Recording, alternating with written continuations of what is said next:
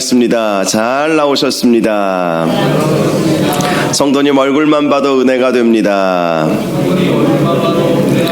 사랑하고 축복합니다. 사랑하고 축복합니다. 시작의 책 두 번째 시간입니다. 하나님이 보시기에 심히 좋았더라 라는 제목으로 말씀의 은혜를 함께 나누겠습니다. 영국 런던 대학교의 우주 물리학자인 보이드 박사님은 육안으로 볼 수 있는 별의 수가 약 10만 개 정도 된다라고 이야기했습니다. 저는 그렇게 안 보이는데 실제로 보려면 10만 개 정도의 별을 볼 수 있나 봅니다. 최신 전자 망원경으로 한 은하 안에서 볼 수 있는 별의 수는 2천억 개나 된다고 합니다. 육안으로는 10만 개밖에 보이지 않지만 최신 망원경으로 보면 2천억 개의 별을 볼 수가 있다고 합니다. 그리고 더 최근에 나온 망원경으로 볼 수 있는 그 전체 우주 속의 별들의 수는 2천억 곱하기 1천억 개라고 합니다. 천문학적인 숫자이죠. 2천억 곱하기 1천억 개면 계산이 나오지 않습니다. 그런데 사실은 그보다 더 많죠. 그보다 훨씬 더 많은 별이 하늘에 있는 것입니다. 또한 지금 우리의 눈으로 보이는 반짝거리는 어떤 별의 별빛은 10만 광년 전에 반짝였던 빛이 오늘날 우리의 눈에 비치게 된 것이죠. 광년이라고 하는 것은 빛의 속도를 말합니다. 빛의 속도를 우리가 낼 수가 없죠. 만들어낼 수 없습니다. 추정할 뿐이죠. 그 빛의 속도로 10만 광년 전에 그 빛이 우리의 눈에 지금 들어온 거예요. 그래서 오늘 저녁에 빛나는 저 별빛이 왜 저렇게 유난히 반짝이지? 라고 하는 말은 사실은 틀린 말입니다. 오늘 저녁에 반짝이는 저 별빛이 아니라 적어도 10만 광년 전에 빛났던 그 빛을 우리가 보는 것이기 때문입니다. 결국 보이드 박사는 이러한 우주를 연구하면서 우주의 심오함을 발견할 수밖에 없었고요. 그래서 그로 인해서 찬송가 79장을 자기의 신앙 간증이라고 고백을 했습니다. 주 하나님 지으신 모든 세계 내 마음속에 그리워 볼 때 하늘의 별 울려 퍼지는 뇌성 주님의 권능 우주에 찾네.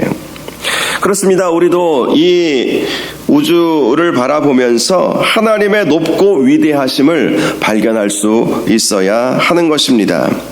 하나님은 태초에 지구와 온 우주 공간을 만드셨다. 태초에 천지를 창조하시니라.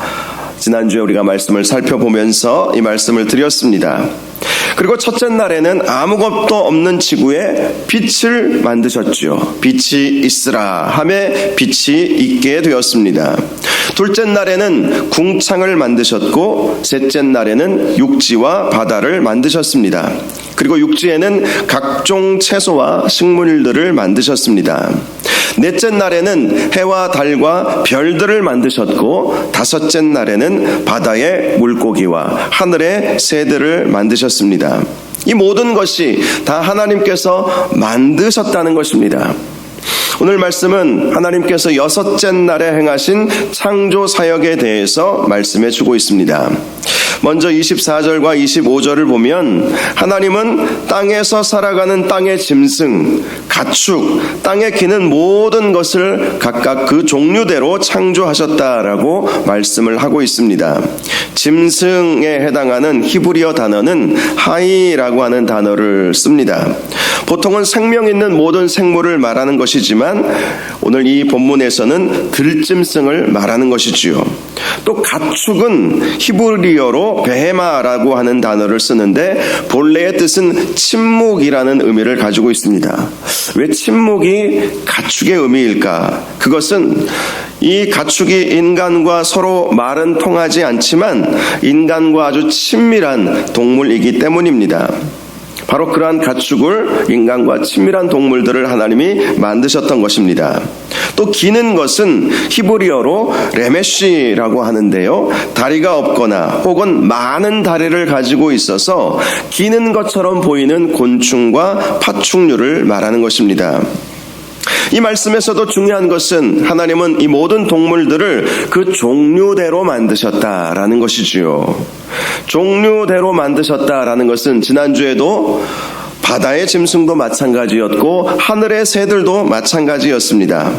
그러니 진화론자들이 말하는 모든 생명체가 하등 동물에서 고등 동물로 진화되었다라는 것은 적어도 성경이 지지하지 않고 있는 것임을 우리가 알 수 있는 것입니다. 사실 하등 동물과 고등 동물이라는 그 기준 자체가 있을 수 없는 것이죠. 작은 미물이라 할지라도 인간보다 훨씬 더 뛰어난 능력들이 있어요. 예를 들어 벼룩 같은 경우는 그의 몸집보다도 수백 배 높이 뜁니다. 우리 인간이 그렇게 뛸 수 있습니까? 못 뛰죠. 작은 미물이라 할지라도 인간보다 훨씬 뛰어난 능력들이 사실은 많이 있기 때문에 저등동물, 하등동물, 고등동물로 이렇게 동물을 분류하는 것 자체가 비인간적인 언어인 것입니다. 사실 이 세상의 모든 피조물은 하나님께서 지으셨기에 다 존귀한 것입니다. 모든 생명은 다 귀한 것이죠. 개미 하나까지라도 하나님께서 사랑의 마음으로 만드셨기 때문입니다.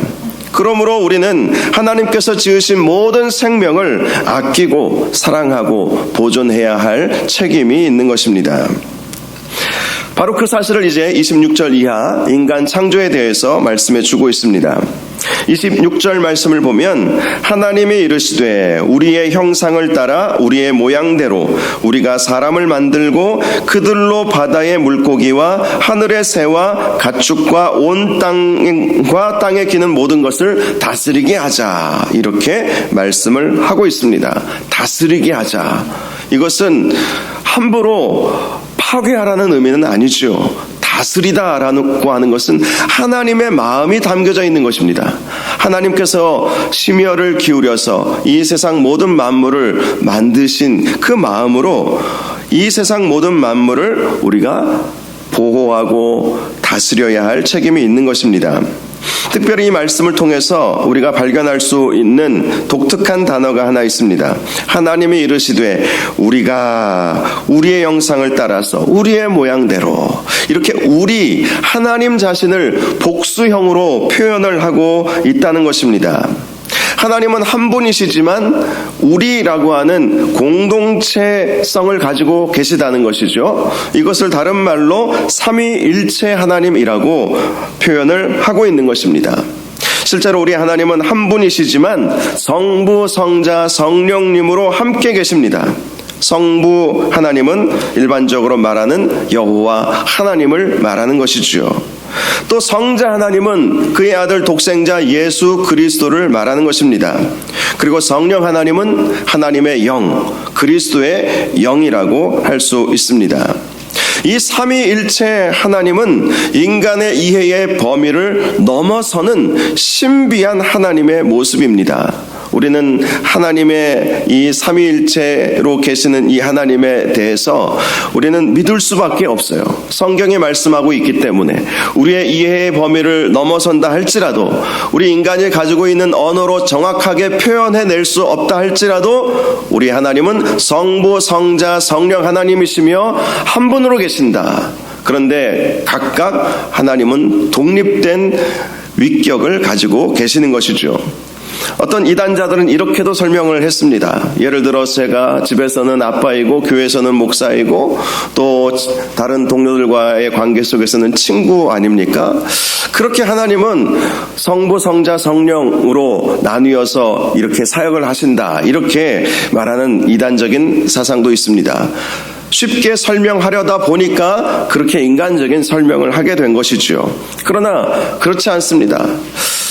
성부, 성자, 성령 하나님은 독립된 위격을 가지고 계세요. 즉, 제가 교회에서의 저와 집에서의 제가 다르지 않죠. 같은 사람 아닙니까? 그러나 우리 하나님은 성부 하나님, 성자 하나님, 성령 하나님 독립되신 분이라는 것이죠. 그런데 이 세 분이 하나로 함께 계시다. 삼위일체, 그렇게 말을 하는 것이죠. 이 삼위일체를 믿어야만 진정한 신앙인입니다. 이단과 정통을 구별하는 가장 중요한 기준이 바로 삼위일체 하나님을 믿느냐 믿지 않느냐에 달려 있는 것이지요. 자, 그렇다면 하나님께서 하나님의 모양과 하나님의 형상으로 우리를 창조하셨다라고 하셨는데, 이 하나님의 형상과 모양은 어떤 의미를 가지고 있을까요?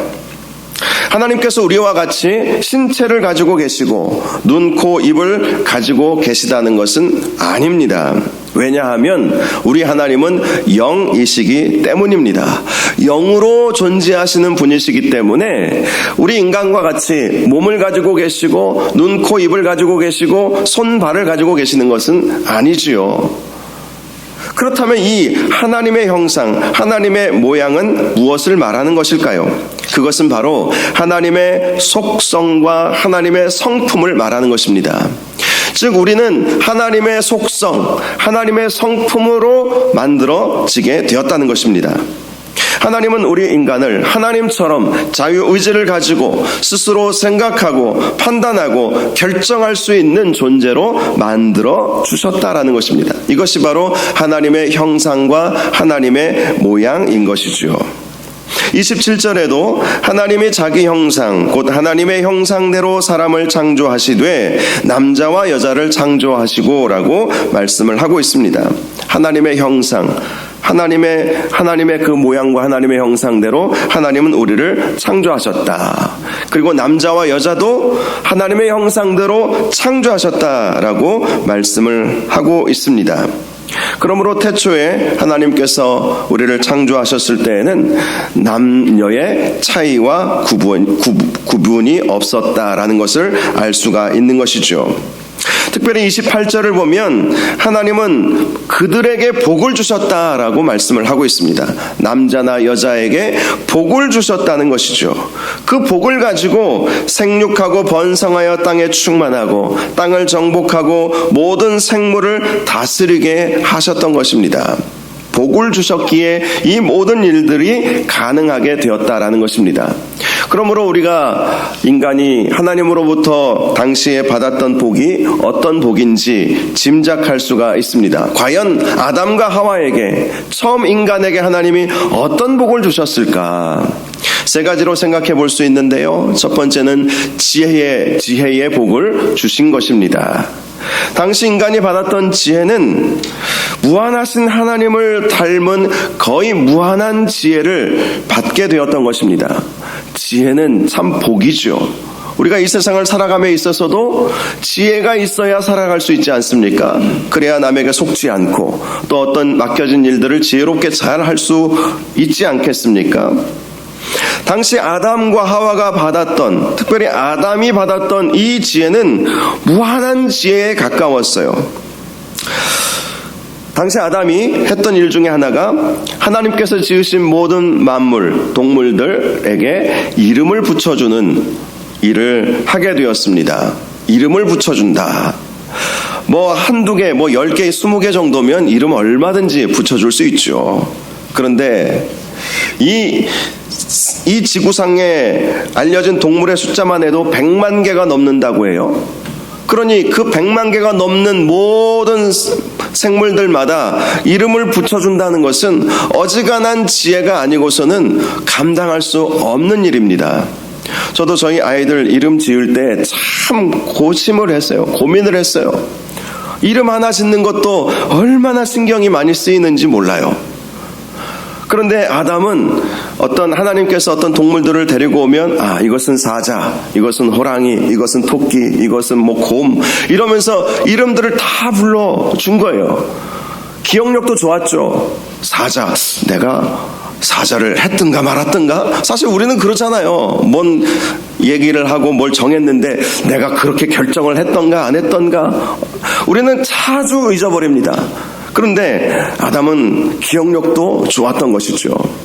정말 복을 받은 것입니다. 지혜의 복을 받고 기억력의 복을 받았던 것이죠. 이 복으로 하나님은 세상 모든 만물을 다스리게 하셨던 것입니다. 두 번째, 이들이 받았던 복은 건강의 복이었습니다. 하나님은 아담과 하와에게 이 세상 모든 땅을 정복하고 세상 모든 만물을 다스리라고 하셨습니다. 만약 사람에게 건강의 복이 없었다면 이 세상 모든 만물을 어떻게 다스릴 수 있었겠습니까? 실제로 우리가 몇 날 며칠 열심히 일할 수는 있지만 체력이 뒷받침되지 않으면 아무리 좋은 일이고 아무리 의미 있는 일이라 할지라도 감당할 수 없을 것입니다. 그런데 아담과 하와는 지치지 않고 땅에 충만했으며 땅을 다스리면서 하나님께서 맡기신 사명을 감당했던 것이죠. 처음 창조되었던 인간은 병들지 않았습니다. 그러니 지치지 않고 건강하게 주님께서 맡겨주신 사명을 감당할 수 있게 된 것이죠. 질병이라고 하는 것은 아담과 하와 타락 이후에 생긴 거예요. 하나님의 저주 가운데 그것이 우리 가운데 오게 된 것이죠. 그 전에는 병들지 않았습니다. 더군다나 늙지도 않았어요. 언제나 푸르른 청춘의 삶을 사는 복을 누렸던 것입니다. 우리가 천국 가면 그렇게 살게 될 거예요. 이 처음 창조되었던 아담과 하와의 모습은 우리가 천국 가서 살게 될 모습을 보여주는 것이기도 합니다. 세 번째로 이들은 영생의 복을 받았습니다. 처음 창조된 인간은 죽음이 없는 영생의 존재로 창조되었던 것입니다. 그들이 특별히 죽지 않았던 것은 에덴 동산에 만들어 놓은 생명나무의 열매를 먹을 수 있었기 때문이었습니다. 즉 처음 아담과 하와는 그 생명나무의 열매를 먹음으로 인해서 죽지 않고 영생할 수 있는 존재로 창조가 되었다는 것이죠. 물론 죄 지은 이후에 하나님께서는 그 생명나무를 감추어 버리셨죠. 죄 있는 상태로 영원히 산다면 이 세상이 어떻게 되겠습니까? 죄인들로만 가득 채워지지 않겠습니까? 그런데요, 요한계시록 말씀을 보면 새 하늘과 새 땅에 그 생명나무가 있음을 우리에게 말씀해 주고 있죠. 12가지 열매를 맺고 그 나무 잎사귀들은 만국을 치료하는 것이라고 이렇게 말씀을 해주고 있습니다. 지금은 우리가 생명나무를 우리가 그 열매를 먹을 수 없지만 우리가 천국 가면 또 새하늘과 새 땅에 하나님께서 그 생명나무를 놓아두시기 때문에 그것을 통해서 우리는 영생할 수 있게 되는 것이죠. 바로 이렇게 아담과 하와에게 하나님께서 무한한 지혜와 또 늙거나 병들지 않는 육신과 또 영원히 살 수 있는 복을 그렇게 주셨던 것이죠. 얼마나 이 좋은 복이었는지 생각만 해도 참 놀라운 복이다 이런 생각이 들지 않습니까? 그런데 죄로 인해서 이 복이 다 빼앗아 다 날아가 버린 것입니다. 특별히 하나님은 처음 창조된 아담과 하와에게 세 가지 명령을 내리셨습니다. 첫째는 생육하고 번성하라 라는 것이었습니다. 생육하고 번성하라 라는 것은 자녀를 많이 낳아서 이 세상에 하나님의 형상을 닮은 하나님의 사람들로 가득 채우라 라는 의미입니다.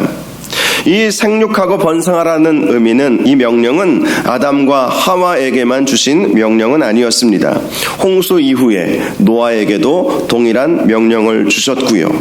또 야곱에게도 생육하고 번성하라 이렇게 말씀을 해주셨습니다. 야곱을 통해서 이제 이스라엘 백성이 나오죠. 그러므로 이 생육하고 번성하라 라는 것은 단순히 아이만 많이 낳아라 이런 의미가 아니라 하나님의 자녀들로 가득 이 세상을 채울 수 있어야 된다. 더 나아가서 생각해보면 자녀를 믿음으로 잘 양육하고 그리고 주의 복음을 증거함으로 이 세상에 하나님을 믿는 사람들이 더 많아지도록 하라라는 명령이었던 것입니다. 두 번째, 하나님께서 우리에게 내리신 명령은 땅을 정복하라라는 것이었습니다. 이 정복하라라는 말씀의 원어적 의미는 발로 밟아라라는 의미인 것입니다. 막 짓밟으라는 의미가 아니라 하나님께서 아브라함에게 주신 말씀이 있죠. 네가 땅을 밟는 그곳까지, 네가 땅을 밟는 곳마다 내가 너에게 주리라, 이런 의미예요. 사람이 땅을 밟으면 밟을수록 그것은 자기의 땅이 되는 것입니다. 그러므로 이 정복하라라는 것은 생육하고 번성한 하나님의 백성이 온 땅에 흩어져서 살아가라라는 그런 하나님의 명령인 것입니다. 그런데 창세기 11장을 보면 인간의 타락으로 인해서 하나님의 이러한 명령을 사람들이 지키지 않게 되었습니다. 그들은 바벨탑을 지어서 그들 스스로 이렇게 말합니다. 흩어짐을 면하자. 그렇게 이야기한 거예요. 하나님은 모든 땅을 밟으면서 그 땅을 정복하라 라고 말씀을 하여 주셨지만 당시 죄에 있는 죄인들은 흩어짐을 면하고자 바벨탑을 지었던 것입니다. 그래서 하나님은 모든 인간의 언어를 다 흩으시고 사람들을 세상으로 흩어버리셨던 것이죠. 그렇습니다. 본래 우리에게는 바로 이러한 흩어짐의 사명이 있는 것입니다. 특별히 예수 그리스도의 십자가의 은혜로 회복된 저와 여러분들은 여전히 타락 가운데 있는 세상에 흩어져서 주의 복음을 증거하고 하나님의 통치를 선포하며 그 하나님 나라를 만들어 가야 할 책임이 있다라는 것입니다. 세 번째로 하나님께서 우리에게 주신 명령은 모든 생물을 다스리라라는 것이었습니다. 사실 이 다스림의 권한은 만왕의 왕이시고 만주의 주가 되시는 우리 하나님에게만 있는 통치권입니다. 그런데 하나님은 우리 인간을 하나님의 형상과 모양대로 만드시고 하나님만이 가지고 계시는 그 통치권을 우리 인간에게 위임하여 주셨던 것입니다. 그래서 우리는 하나님의 마음으로 다스려야 하는 것이죠. 내 마음대로 하는 것이 아니라 통치권을 위임받았기에 하나님의 마음으로 이 세상을 잘 다스려야 하는 것입니다. 다스리라라는 것은 보존하라는 것이죠. 하나님께서 이 세상을 어떻게 지으셨습니까? 기쁨으로 지으시지 않았습니까? 그런데요, 우리 인간은 이 다스림이라고 하는 이 명령을 잘못 해석을 해버리고 말았죠. 무분별한 개발, 무분별한 살생이 난무하는 세상이 되어버렸던 것입니다. 결국 인간의 타락은 땅이 슬피 우는 결과를 가져오게 해버렸던 것입니다. 그러나 본래 우리 하나님께서 우리에게 주신 명령은 하나님의 마음으로 다스리라는 거예요. 오늘날에도 마찬가지이죠. 이 땅이 오염되고 있습니다. 그 책임은 우리에게 있는 거예요. 우리는 선한 청지기가 되어서 하나님께서 지으신 이 온 세상을 하나님의 마음으로 잘 보존하고 잘 유지해야 할 책임이 있음에도 불구하고 타락한 인간은 그렇게 하지 못했던 것입니다. 하지만 저와 여러분이라도 이 세상을 잘 아끼고 보존하는 사명을 감당해야 할 것입니다. 특별히 이 세 가지 명령은 우리의 사명임과 동시에 하나님께서 우리에게 주신 복이에요. 복을 주시며 생육하고 번성하라, 땅을 정복하라, 모든 생물을 다스리라 이렇게 말씀하셨기 때문에 이 하나님의 명령은 우리에게 주신 복입니다. 복을 선포하신 거예요. 실제로 하나님께서 우리에게 자녀를 허락하신다. 이 약속 아니겠습니까? 생육하고 번성하라. 이것은 너희가 그렇게 하라라는 의미도 있지만 하나님께서 말씀하시면 말씀대로 되는 거잖아요. 빛이 있으라 하면 빛이 있죠. 궁창이 있어라 하면 궁창이 있게 되는 거예요. 채소가 있어라 하면 채소가 있는 것처럼 생육하고 번성하여 땅에 충만하라 하면 하나님께서 우리에게 그렇게 말씀하시면서 복을 주시는 거예요. 이 세상에서 우리가 쫓겨 살지 않고 이 세상의 위대함 앞에서 주눅들지 않고 오히려 하나님은 이 세상을 향하여 땅에 너희는 얼마든지 충만할 수 있고 생육하고 번성할 수 있고 모든 생물을 다스릴 수 있는 왕의 권한이 너희에게 주어지는 것이다. 이렇게 말씀을 해 주셨다라는 것입니다. 지난주에도 말씀을 드렸듯이 이 창세기의 말씀은 모세가 출애굽한 백성들에게 선포한 하나님의 말씀이었습니다. 당시 이스라엘 백성은 광활한 광야에서 이렇게 살아가고 있었죠. 그들은 저녁이 되면 온갖 짐승 울음소리에 두려울 수밖에 없었고 또 하늘의 별들을 보면서 또 두려움에 빠질 수밖에 없었습니다. 한낮에는 뜨거운 태양빛 아래 그들은 너무나 타는 듯한 목마름을 견딜 수밖에 없었죠. 자연의 위대함 앞에서 사람들은 위축되기 마련입니다. 그런데 하나님이 말씀하시는 것이죠. 땅은 너희 것이다. 모든 만물도 너희 것이다. 두려움의 대상이 아니라 너희들이 다스려야 할 대상이다. 하나님, 내가 바로 이 모든 것을 만들었으니 너희는 결코 두려워하지 말고 이 세상을 가득 채우고 또 다스리는 그러한 축복이 있다라는 것을 말씀해 주셨던 것입니다.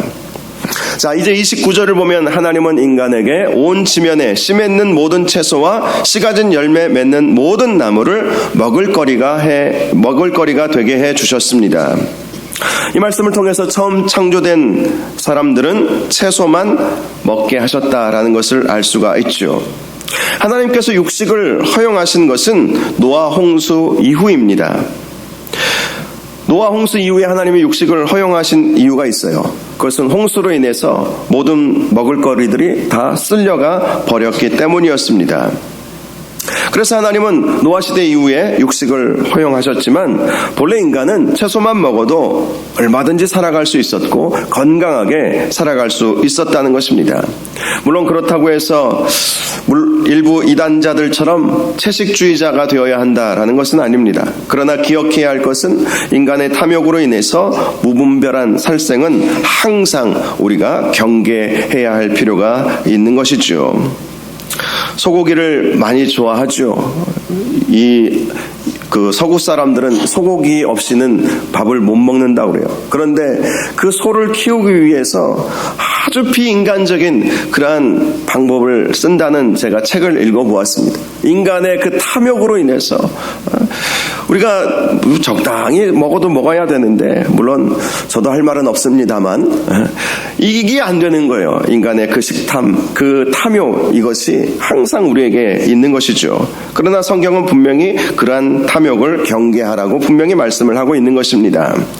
또 30절을 보면 하나님은 땅의 모든 짐승과 하늘의 모든 새와 생명이 있어 땅에 기는 모든 것들도 다 식물을 먹을 수 있게 해주셨습니다. 그들은 서로 잡아먹지 않았다는 거예요. 인간의 타락이 가져온 동물 세계에서의 이 흐트러짐이었던 것이죠. 이사야 선지자는 이사야서 11장에서 미래에 있게 될 하나님의 나라 회복에 대해서 이런 말씀을 해주었습니다. 이리가 어린 양과 함께 살며 표범이 어린 염소와 함께 누우며. 지금 현실에서는 있을 수 없는 일이잖아요. 그런데 창조시대의 과거에는 이랬다는 것이고 앞으로 도래해야 할 하나님의 나라도 이렇게 된다는 거예요.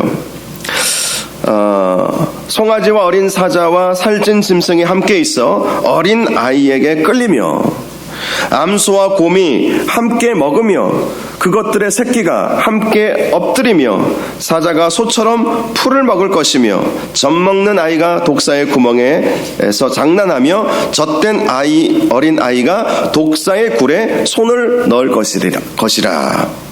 상상만 해도 참 흥미로운 나라이지 않습니까? 왜 이런 나라가 가능할까? 창조의 원형의 모습으로 회복이 된다는 것이죠. 모든 동물들이 지금은 서로 잡아먹죠. 잡아먹히고 그래야 살아갈 수 있는 그런 생태계 구조가 지금은 되어버렸지만 처음 창조의 원형은 그렇지 않았다는 거예요. 모든 동물들이 그냥 풀만 먹으면서 서로 사이좋게 그렇게 지낼 수 있었던 것이죠. 그러니 노아 시대에, 노아의 방주에 모든 동물들의 짐승들을 한 곳에 이렇게 몰아다 넣을 수 있지 않았겠습니까? 안 그랬으면 그 노아의 방주 안이 이게 완전히 서로 잡아먹히는 그런 곳이 되어버리지 않았겠습니까? 그런데 처음 창조의 원형의 모습은 그렇지 않았다라는 것입니다. 마지막 31절을 보면 하나님이 지으신 그 모든 것을 보시기에 심히 좋았더라. 저녁이 되고 아침이 되니 이는 여섯째 날이니라 라고 말씀하고 있습니다. 하나님은 지난 5일 동안 하나님의 창조에 대해서 하나님이 보시기에 좋았더라 라고 말씀을 해주셨습니다. 그런데 여섯째 날에 모든 창조를 다 마친 이후에는 심히 좋았더라 라고 말씀을 하고 있다는 것입니다. 심히 좋았더라 라는 말씀은 하나님께서 태초에 창조하셨던 모든 것들이 하나님의 계획대로 한치의 오차도 없이 이루어졌다는 것을 말씀하는 것입니다. 하나님께서 보시기에 전혀 흠이 없이 완벽했다라는 것이죠. 그런데 그것이 깨어지게 되는 것은 인간의 타락으로부터 시작이 되었던 것이죠. 사실 하나님은 우리로 인해서 이 모든 것이 깨어져 버린, 하나님이 보시기에 처음에 심히 좋았던 그 세상을 회복하기를 원하시죠. 하나님은 이 회복의 계획을 세우고 계십니다. 먼저 이 회복을 위해서는 우리 인간의 죄가 용서함을 받아야 됩니다. 그래서 독생자 예수 그리스도께서 우리를 대신해서 십자가 지시고 우리를 대신해서 죽어 주신 것이죠. 왜 이러한 일을 하셨을까? 태초에 천지를 창조하셨을 때 성부, 성자, 성령 하나님이 함께 하셨기 때문에 아들 예수님에게도 그 책임감을 가지고 계셨던 것이죠.